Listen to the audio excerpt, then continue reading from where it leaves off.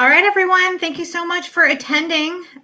This is an event that AABA Solo Small Firm Committee is putting on that is really intended for solo small firm practitioners. We have a really amazing speaker today. Brooke Lively was the full charge administrator for a 7-figure small law firm. She helped build it from the ground up. She has a double MBA with double concentration in investments and corporate finance. She's a chartered financial analyst. She has a ton of qualifications. But what's most important is that she really knows and understands some of the nuances around finances for small law firms.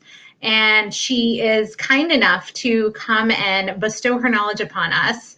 And just give us a sense of things that we should be looking out for, and in particular 2 strategies that we thought would be really helpful for our participants to understand and apply to their own businesses. It can seem very daunting, I think, as lawyers when we have to deal with numbers a lot, and Brooke is able to really simplify it. She also has published a number of books, and some of the work here is from her book, the 6 Key Numbers book series, actually. So for those of you who came looking for MCLE credit, we have it. So this event is eligible for 1 hour of California General MCLE credit. So please sign in for this event by clicking the link in the live chat. Or you can click the link at the beginning of the video description. And then, even in that description, you'll find the links to the written materials, an evaluation form, and the event registration form. So what AABA does is we'll send certificates of attendance to everyone who's registered. So if you haven't yet registered, please go ahead and do that. And that's on the AABA website. And without further ado, I will bring our amazing speaker to the forefront. Thank you. I really appreciate that.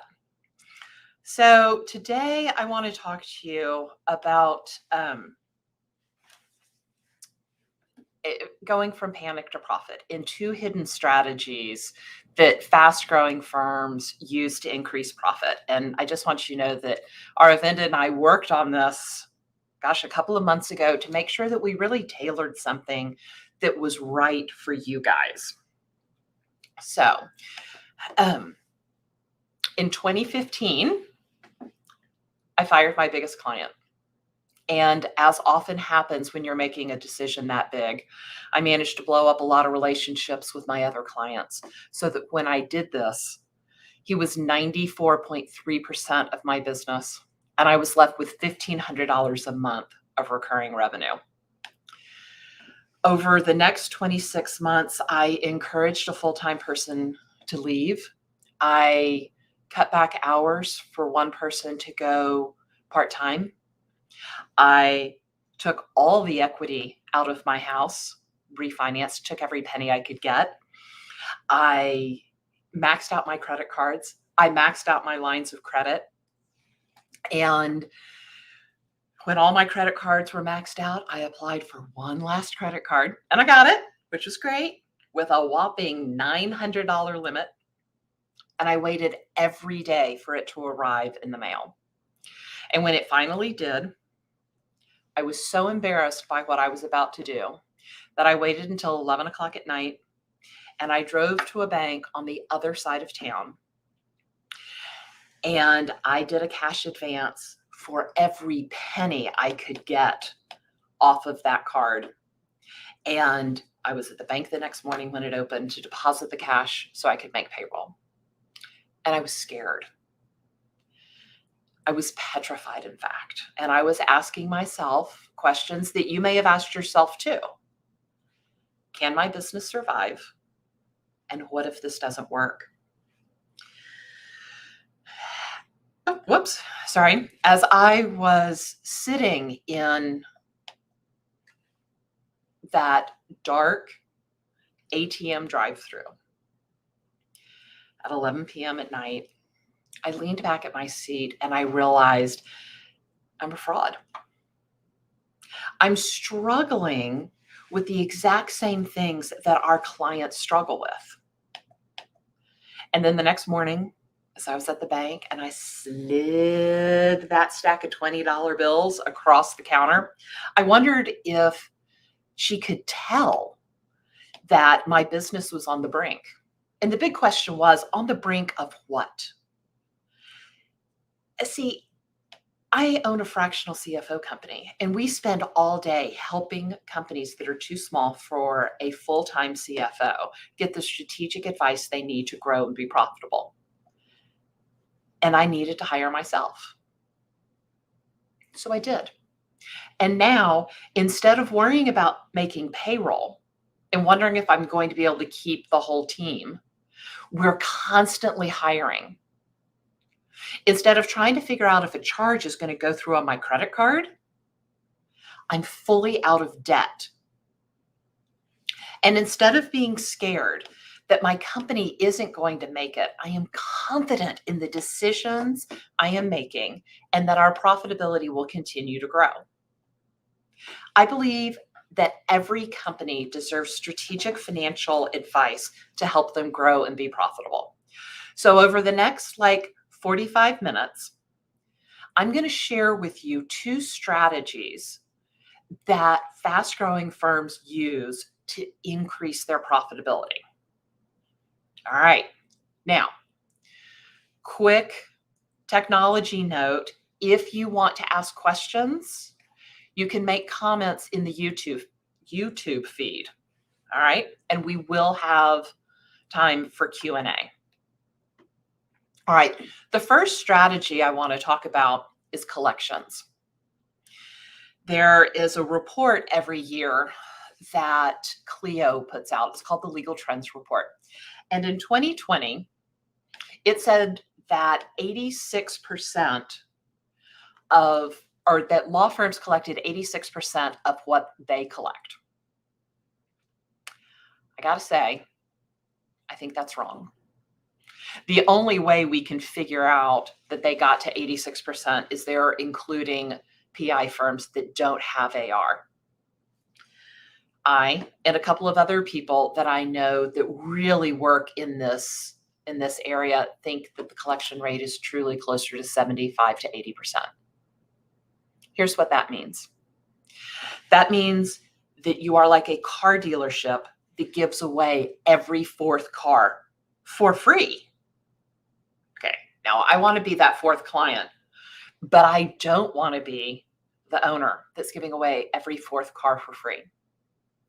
It's like telling your team that you're bringing them in to work Monday through Thursday for a reason, and you're hauling them in on Friday for no reason because you're not collecting the money they're billing.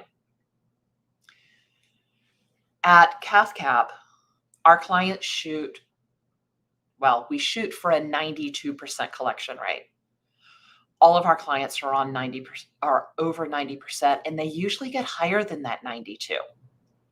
So one of the things that we wanted to share with you today is how we do that. Because one of the things that is most frustrating to me is these law firms that are working so hard, they're doing the work and they're not getting paid for it. This is money that you are just leaving on the table. So, you ready? Here's how we do it.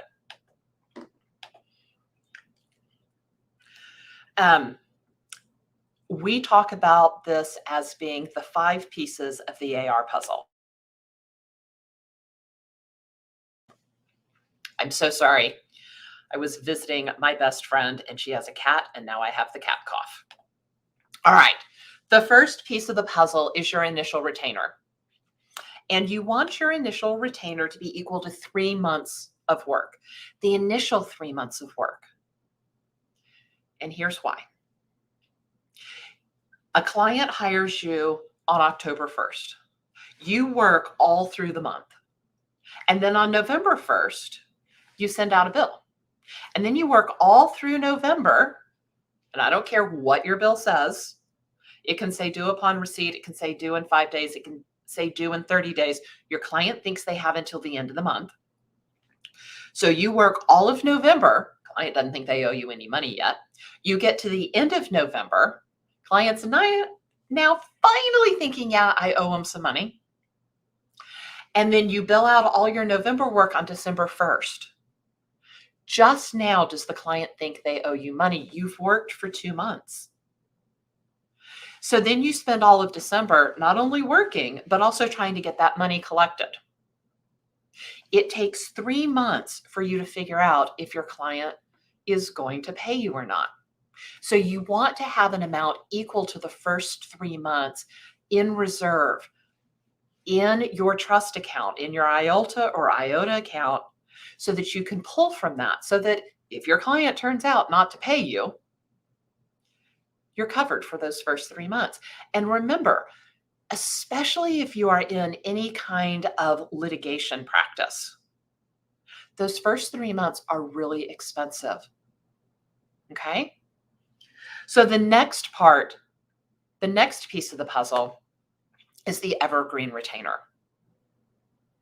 And what this is an amount that their trust account can never drop below. So let's say their initial retainer is $6,000 and their evergreen retainer we're going to set at 3 average months. So remember, your initial retainer is the first 3 months, what you think it's going to cost, and your evergreen retainer is 3 months of average work. And I get some pushback on this. People say, Brooke, why in the world do I have to keep money in an evergreen retainer? The client's already proven they're going to pay. That's why we got the initial retainer. We don't need the evergreen. Here's the thing. Clients will stop paying at any time for any reason, and it rarely has anything to do with you. Okay? Here's the third piece. It's the stop work policy. When your client stops paying you, you have to stop working. And you have to communicate this, not only to the client, but also to your staff. And it doesn't have to be some big, difficult something. I think the one that I like the most is probably the cheapest and the lowest tech. We were working with a client out in the Pacific Northwest, and she had what she called the red rubber band policy. And it's this. When a client stopped paying, when she invoked her stop work policy, she put a red rubber band on the file. She had gone to Office Depot, spent, $2.50. And then she puts the red rubber band around it. That easy. If someone in her office went into the file room and pulled a file and had a red rubber band on it, they knew not to touch it. If someone was walking through the firm and they saw a file with a red rubber band on somebody's desk, they're like, whoa, that's red rubber banded. We can't work on that. And if somebody just saw a red rubber band, like, it was a great thing. And now with so much of the software that attorneys use online, you can physically lock people out of the file. All right. The next piece of the puzzle, the fourth piece, is take payment timing out of the client's hands. I went to visit my best friend. She lives in Pennsylvania. And I was up there. I was visiting her. I walked in her house on a Sunday night. She opens a drawer, which she can barely get open. She pulls out like this stack of mail.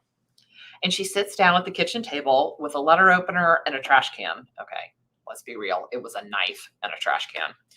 And she starts opening the mail. And I'm like, Martha, what is all that stuff? She said, it's like 6 weeks worth of mail. Well, I start to panic. I'm like, what about all your bills? She said, all of our recurring bills are on auto pay. This is junk mail and one-off bills. So she goes through, most of it goes in the trash. She's got a little stack about this big. I decide I'm going to bed. She says, okay, I'm going to go to bed too. She picks up the stack and she shoves it back in the drawer. I'm like, Martha, what was that? She's like, those are the ones I have to pay. I'm like, well, aren't you going to pay them? Because I'm thinking, panic. They've been sitting there for 6 weeks. She's like, I've done enough on it tonight. I'll deal with that another night. This is what is happening to your bills. Attorney's fees are one-off bills.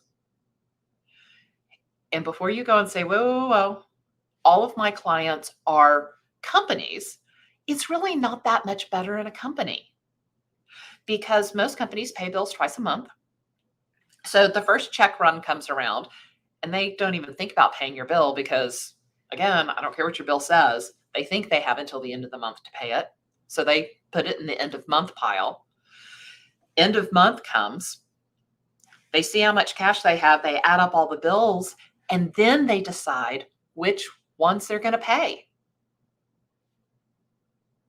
It may not be yours because here's what we have taught them. As an industry, we have taught our clients that nothing happens if they don't pay the bill because no one ever invokes their stop work policy. There's one final piece in this, and that is your fee agreement. The state wants you to have a contract with your clients. You might as well make it one that is beneficial to you. Make it one that has all of these components in it. Make it a fee agreement that has an initial retainer. Make it a fee agreement that has an evergreen retainer.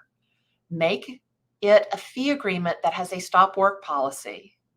Make it a fee agreement that controls payment timing so that you send out a bill on the 10th and they have signed a credit card authorization so that you can charge their card 10 days later if they don't dispute the bill. You know exactly when your cash is going to come in. Without your fee agreement, you're not in control of any of these things. But with a really solid fee agreement that has all of these components, you can go from what we think is the national average collection rate of 75 to 80% to well over 92. All right, so I want to recap a little bit here. Here are the two things that are going to make the biggest difference. The first is always get those retainers. And the second is automatically charge their credit cards. These are the two things that will make the biggest difference. All right, we've got some questions. I've got some time for questions, so I'm going to hold them until then. All right, but keep typing them in.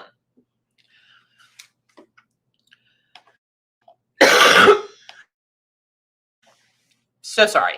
Okay. Let's go to the next thing. This is the other strategy that really profitable firms use.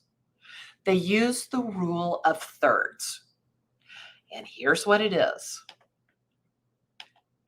1/3 goes to people doing the work. That's your total payroll. 1/3 goes to overhead. And the last third goes to profit. And I want to talk about people first. We're going to talk about all three of these, but let's talk about people first. Okay? Because this is the place where most of the firms we see are overspending. We say you should spend 1/3. It is not uncommon for firms to come to us at 75 or 80% of their revenue is going to pay their people. So let's talk about people. There are three kinds of attorneys. There are finders, there are minders, and there are grinders. Okay? We're going to start with the grinders because in some ways they're totally my favorite. These are those baby attorneys that if we could get them in a room, chain them to a desk, not let them eat or drink or, God forbid, leave to go to the bathroom, we would be so happy. Their job is to bill, baby, bill, right? So what we want them to do is bill. We believe in a thing called frictional time loss. I don't think that an attorney can honestly bill 40 out of 40 hours in a week. I don't think they can bill 8 out of 8 hours in a day. I think they can bill between 75 and 80% of their time because of what I call frictional time loss. The time it takes to go get that cup of coffee, the time it takes to, when you hang up the phone with a client, stop and think and kind of get back to where were you in that document you were drafting. 75 to 80% of the time is reasonable. Now, as much as I would like to chain these people to a desk in a windowless room and make them bill, we don't believe in running small firms the way those big law firms run. We don't want people to have to bill 2,000 hours a year just to keep their job. In general, the firms we work with, that's not the kind of firm they want to be. That's not the kind of culture they want. And we think you can run a very profitable firm with your grinders billing between 1,200 and 1,400 hours a week. But what we need them to do is bill and collect 5 times their salary. I'm sorry, 5 times their cost of employment. And the cost of employment is salary, the taxes you pay, if you've got a 401k, health insurance, all of that. You guys are in California. Normally I say 20%. I'm going to say closer to 25 or 30%. So if someone's making $100,000 a year, probably costing you about $130,000 to employ them. In that case, if it's a grinder, they need to be collecting almost $600,000 a year to justify that $100,000 a year salary. 130 times 5. All right. Now, attorneys grow. They grow in their jobs. And when they do that, they tend to take on more responsibilities. Those are minders. The minder's job is to bill, but also to work on that client relationship and to train the younger attorneys. Okay? We also think that they bill 75 to 80% of their time with a caveat. You have to subtract their administrative time from this. So if they are supposed to teach and train younger attorneys for an hour a day, let's say they work a 40-hour week, we think they bill 75% of the time, because I could do that math in my head really easily. That means 30 hours. But we think they're going to spend 5 hours doing non-billable things like training the younger attorney, then their billing goal is going to be 25 hours a week.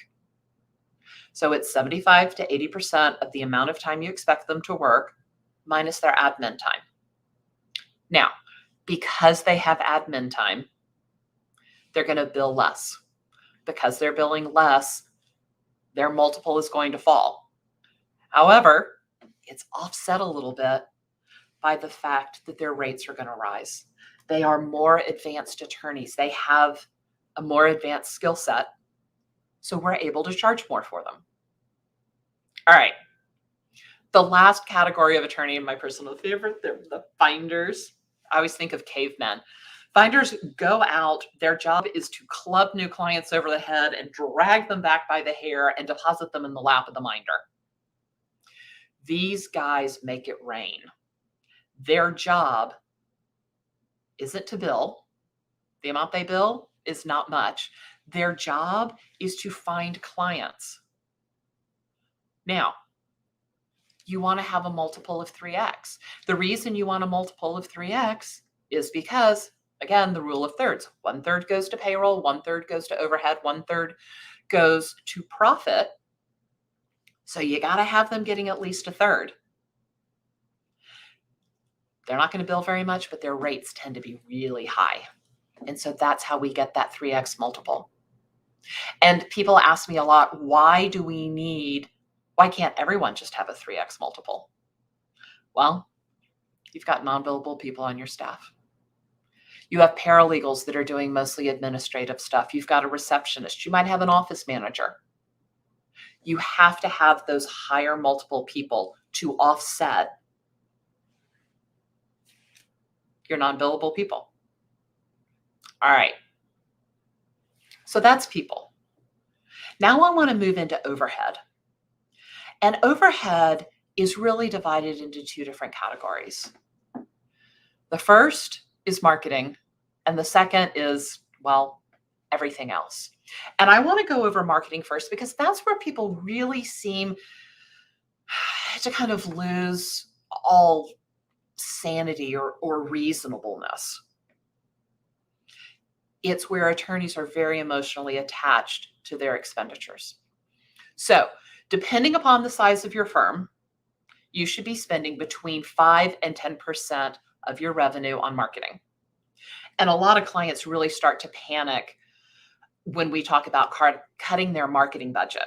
And we were working with a client who we met doing a talk like this. And I looked at his marketing spend, and it was well over 10%, think double or maybe even triple. And we looked at it and we decided we should cut his digital marketing budget by $10,000 a month. And do you know what happened? Nothing. He had the same number of leads coming in that he did before, but now he had an extra $120,000 a year to either spend in his firm or take home. That was profit. Now, the natural question here is, hey, Brooke, how did you know to cut digital marketing and not something else? And it's because we looked at the ROI, the return on investment. And here's how you do it. You take all of your revenue and you divide it by acquisition source. So if the lead came from Facebook, it's Facebook revenue. If it came from a professional referral, label it as a professional referral. And then you do the exact same thing with your marketing spend. Divide it the exact same way. All right. Now, here's the math. It's not that hard. Divide your revenue by your marketing cost for each different one of those things. For Facebook, for professional referrals, for client referrals. And before some of you say, whoa, I'm PI and I do the pay-per-click and I don't get paid on it for 18 months because that's how long our cases last. That's fine. Divide this month's revenue by your spend 18 months ago. That's fine. Now, once you do that, each marketing source is going to have a number. If it is a multiple of 3 or less, cut it. Just cut it. In the rule of thirds, there is no third for only marketing. I really think if it's 5 or less, you need to cut it.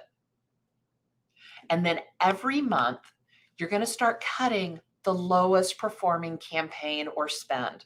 If it's Facebook, if it's pay-per-click, if it's professional referrals, whatever it is, make that decision. And it was this research that told us how to cut Sam's digital budget. Now, Mike Morse, some of you may know him. He wrote Fireproof. And he's a master at this. And just like us, he takes a deep look at the data and makes decisions. And we've got a couple of clients in common, and we were working together on one. And he noticed that that client was missing phone calls. And in moments, we had done the math and shown the client how many cases, how much revenue he had missed by not hiring another receptionist, and that's the lack of a second receptionist was losing him money. It was costing him. So look at the data, look at where clients are coming in, look all the way along your funnel and figure out what's working and what's not. Okay, so let's talk about the rest of overhead, because that's everything else. And here are the areas where we see problems. People have too much or too expensive office space. If COVID has taught us nothing else, it has taught us that virtual works. And so think about it. If your clients don't come in, you probably don't need Class A office space. That's an unnecessary expense that's turning into a vanity project. The second one is recurring expenses, recurring charges or subscriptions. And this happens. I get it. You run two pieces of technology next to each other and you while you're kind of moving over and you just forget to cancel the old one. Or a free trial expires and no one cancels it. Or sometimes there are things that you just don't use any longer. All right. The third place is layered on technology. What is no longer necessary? What pieces of technology can be integrated to make things easier? And then we talk about a tech stack, and that's all the different tech that you have that you kind of stack on top of each other to make your firm run. So take a step back and look at all of that technology as a whole.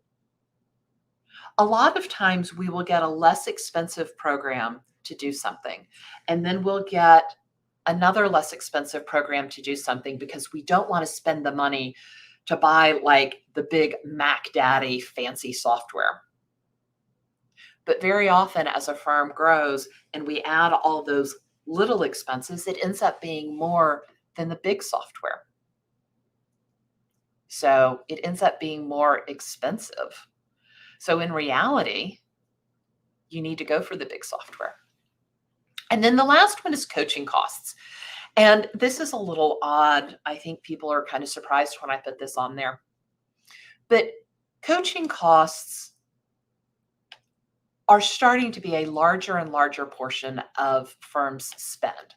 And I think there are a couple of questions that you have to ask yourself. Who benefits is the first one. Is your business benefiting, or are you? I had a person, we were having a call and his overhead was a little bloated. So I start looking and then I find $100,000 worth of coaching costs. And I'm like, okay, James, can you tell me about this? And he's like, yeah, my marriage has never been so good. And I promise you that $100,000 is less expensive than getting divorced. Yeah, it is. I'm with you on that, buddy.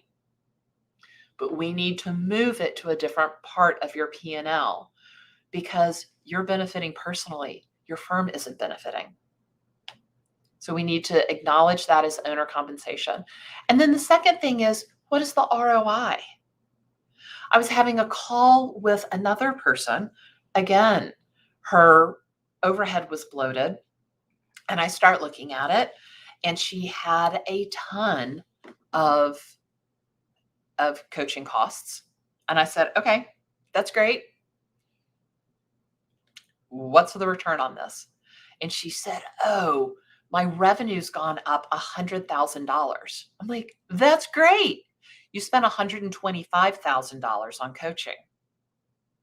So not only did the coaching not pay for itself, it certainly didn't add to her bottom line. So when you're calculating the ROI of coaching, you always want to take the total costs, which includes travel, and divide it by your increased profit. If your profit isn't increasing, it's not what you should be doing. All right. So now let's talk about that last third. Profit.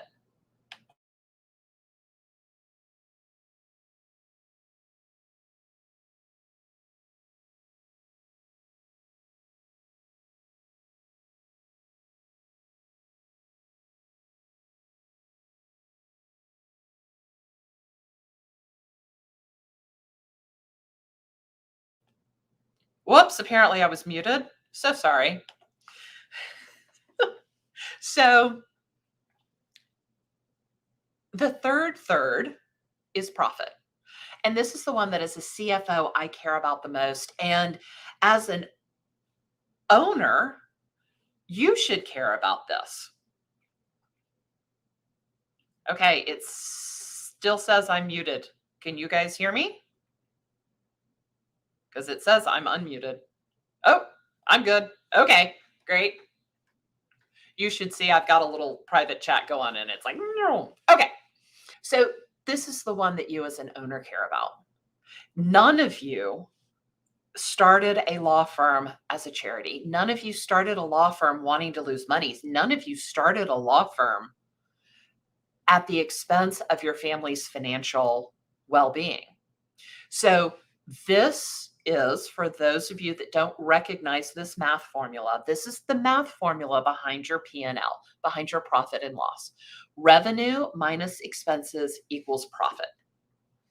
And we have something that we call the Profit Finder, and we use it with our clients. And what it does is it goes through and it analyzes where you're overspending and where you're underspending.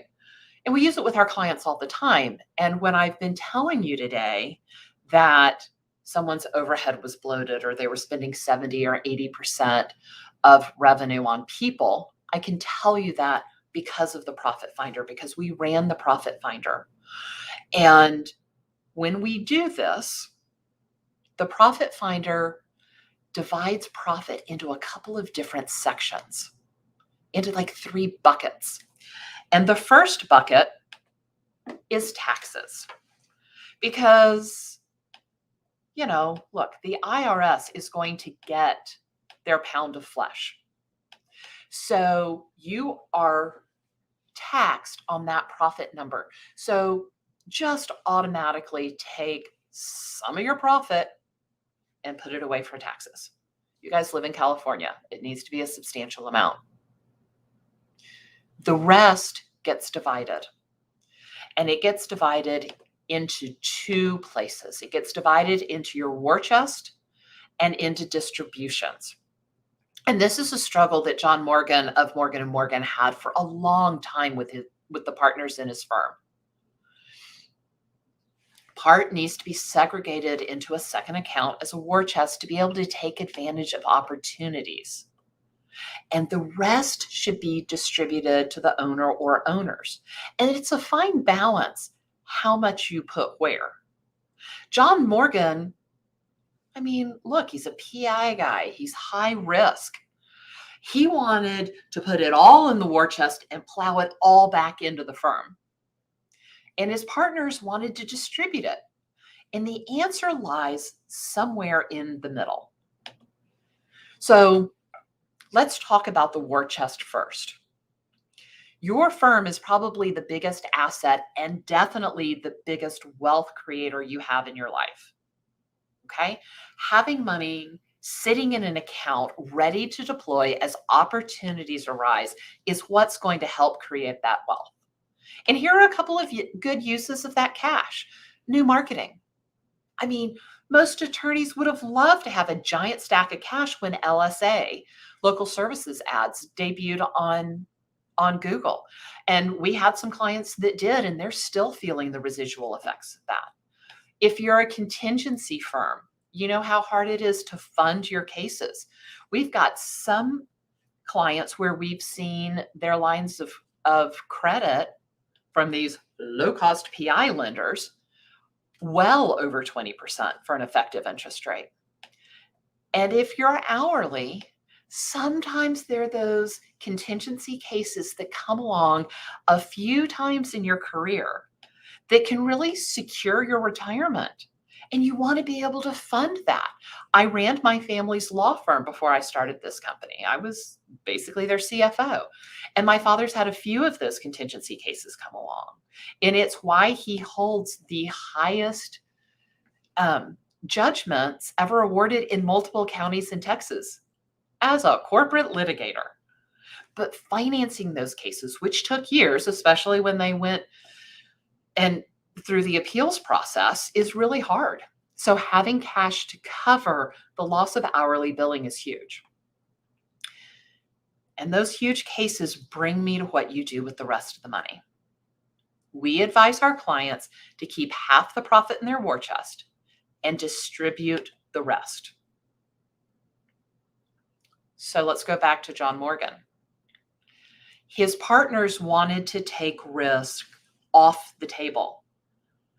And especially if you have some of those once-in-a-lifetime big judgments, you need to take care of yourself and your family. Pull the money out of the firm and invest it. Use it for retirement. That's what my family did. When my father and brother won those big cases, when it paid out, they paid down any debt they had, and they took the cash off the table. It means my brother can retire and he's only 45. All right, so I probably hammered on that enough. But as the owner of a firm, you really should be properly compensated for the time, the energy, the effort, and the risk you're putting into the firm.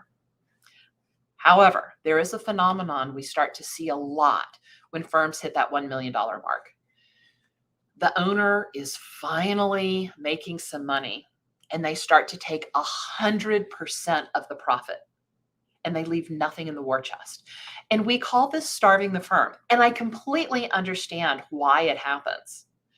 Those attorneys have put their blood, sweat, and tears into the firm.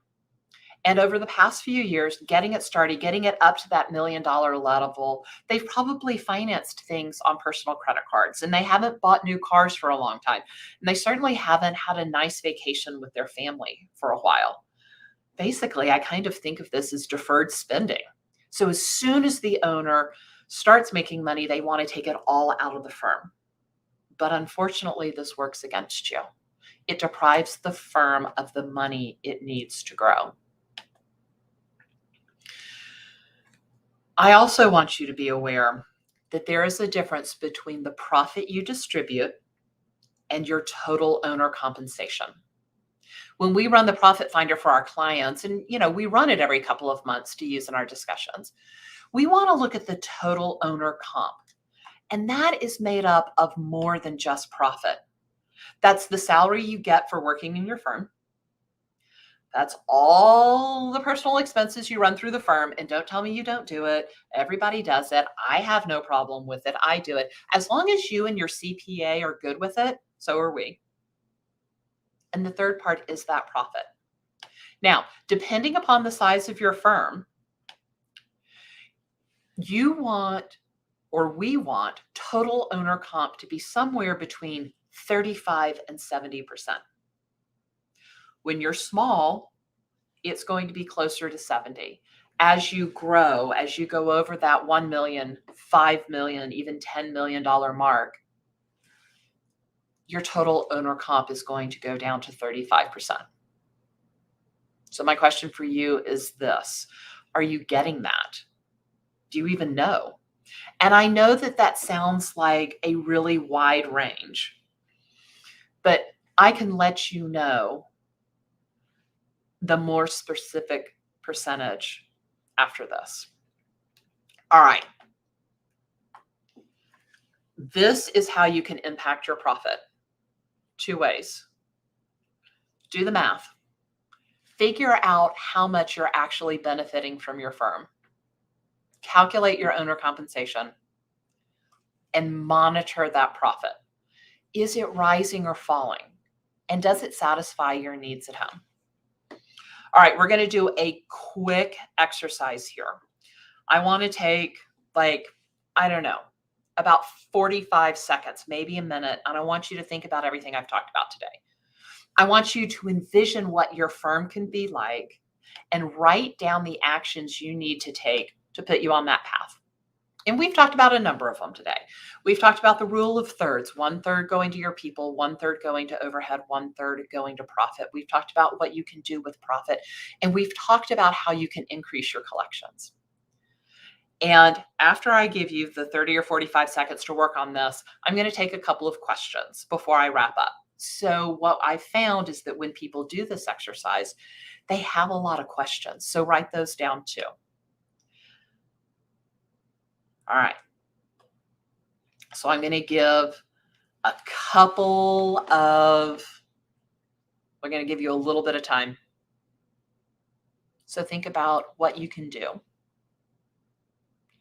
What are the things that will move your firm forward?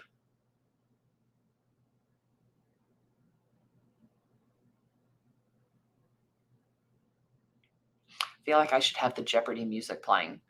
Do, do, do, do, do, do, do.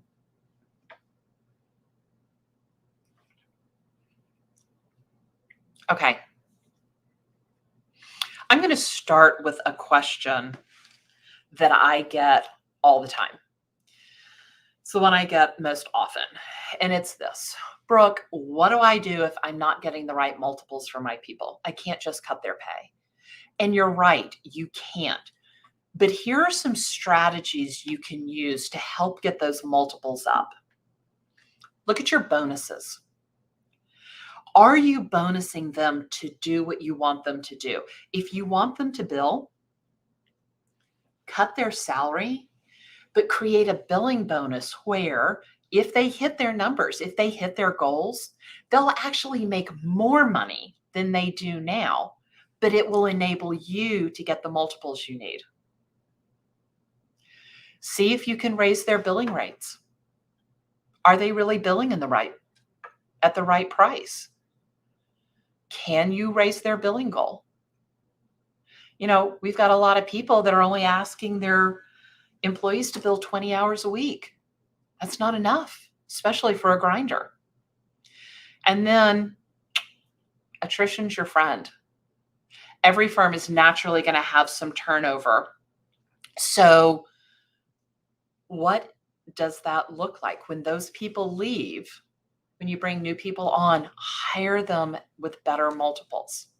And you're right, you may not be able to fix it all at once, but a tweak here and a tweak there really helps. And natural attrition is going to take care of the rest. Okay, so we've got a couple of other questions. All right. Can we really stop working for the client simply because the client stops paying? Yes, you can. And this person went on to say, we still owe a fiduciary duty to the client, even if they aren't paying, unless the court grants a motion to withdraw as counsel. So yes, there are a couple of things to take into consideration here.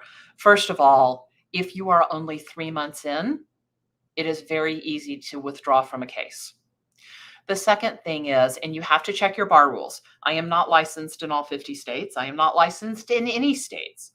However, multiple states will let you put a clause in your fee agreement that says, if the client does not pay you for 3 months, they have automatically fired you. And we all know that if the client fires you, you're out, whether the judge wants you to be out or not. So that is a great phrase. Check your bar rules, but that's a great thing to put in the fee agreement. When I say make that fee agreement friendly to you, I mean make it friendly to you. That is absolutely something that you should do. If you don't have that, if you can't do that, again, if you've got that 3 months of runway, you start to see when your client's not paying, and you can start to move forward on withdrawing from a case. Okay. Somebody put Rule 116, declining or terminating representation. Rule approved by the Supreme Court effective November 1st, 2018. And I don't know what that means. So, oh, it was related to the same question I just answered. Okay, got it. Do we have any other questions? All right. So one of the other common questions that I get is, Brooke, can you help me get control of my numbers? And the answer is yes. And here's the first step. At the end of the presentation, I'm going to give you a URL and go there, and it connects. It is a special link to our Profit Finder assessment. This is the same Profit Finder that we use with our clients. And what it does is it shows you exactly where you are overspending or underspending, which can be just as bad. And it tells you what to do about it. And what this means for you and your firm is that you've got an actionable plan to create more profit, more money for you and your firm. Now, it asks for a bunch of info. So when you sit down to do it, have your P&L in your hand, have your profit and loss, because it's going to ask you what your revenue was and how much you're running through in personal expenses. All right. So I want you to picture a day when you have excess cash in your firm and also at home, I want you to picture a day when your accountant calls and says, I've never seen such a profitable law firm. And I want you to picture a day when you look forward to walking into your office because you own the firm of your dreams. Whether you're struggling to pay your bills, are finally profitable, or even if you've been profitable for years, the Profit Finder is going to do exactly what it says. It's going to show you where to find more profit in your firm. So recently I had a toilet that was leaking in my house, and I thought, I can do this on my own. I can fix the toilet. So after numerous trips to the hardware store and a lot of time, I found that I had made a huge mess. I had taken the toilet apart and reassembled it twice. And you want to know what the worst part was? The toilet still leaked. So I called my cousin John, who does this every day. And he came over and he did it quickly and it was clean. And he obviously did a better job than I did because, hello, it was no longer leaking on the floor. Hiring a professional made all the difference. So many attorneys have been trying to run their firm on their own, probably for a long time. And it can get pretty messy. And there are a lot of leaks. Hiring somebody who does this all day means it's clean, it's done quickly, and they're better at it. And the profit is no longer leaking. Hiring a professional makes all the difference. So I'm going to leave you with one last thing. You deserve a profitable firm where you know your numbers. You deserve a profitable firm that consistently grows every year. And you deserve a profitable firm that enables you to live the life of your dreams, because you deserve a profitable firm. Okay, if you want to access that Profit Finder that I said, go to cathcap.com, cathcap.com /from panic to profit AABA, and you can access it there. Okay, if we have any other questions, I can take them. Otherwise, that's the website. And I think we're going to put that in the chat really quickly so that people can click on it if they want to.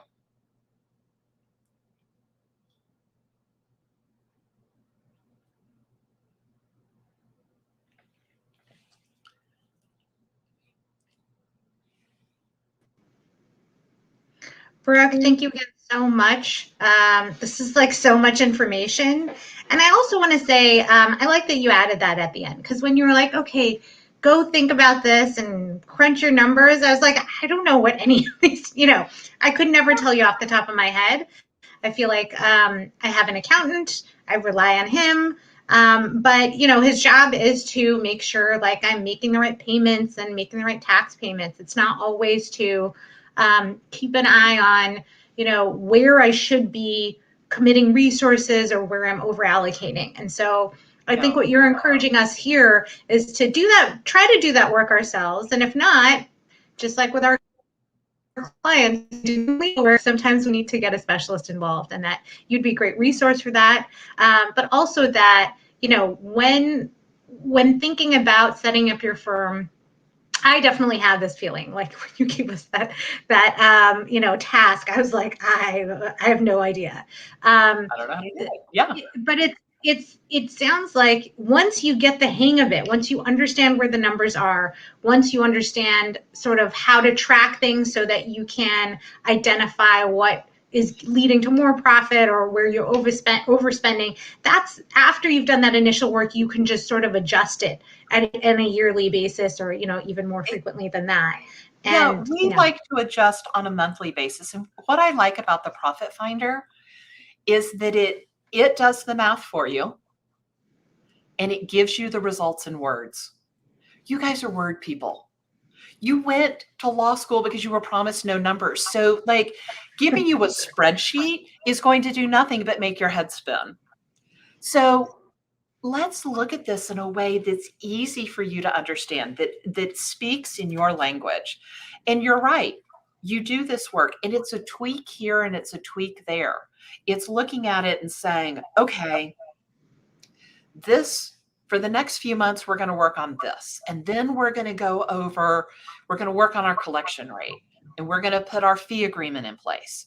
And then the next month, we're going to take credit cards. Actually, you should probably set up the credit cards before you do the fee agreement, because we want the fee agreement to have everything in there. But it's just little bits and pieces that will ultimately make a huge difference. Great. Yeah, we're just making sure so that the link works. Okay, let me.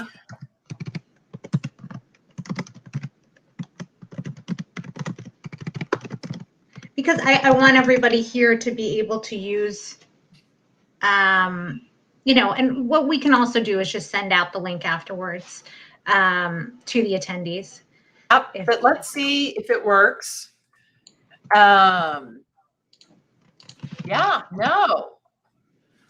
Huh. That's okay. We'll send out the link later to everyone. And if you have questions or you'd like to make sure you get it, just feel free to reach out. I found it.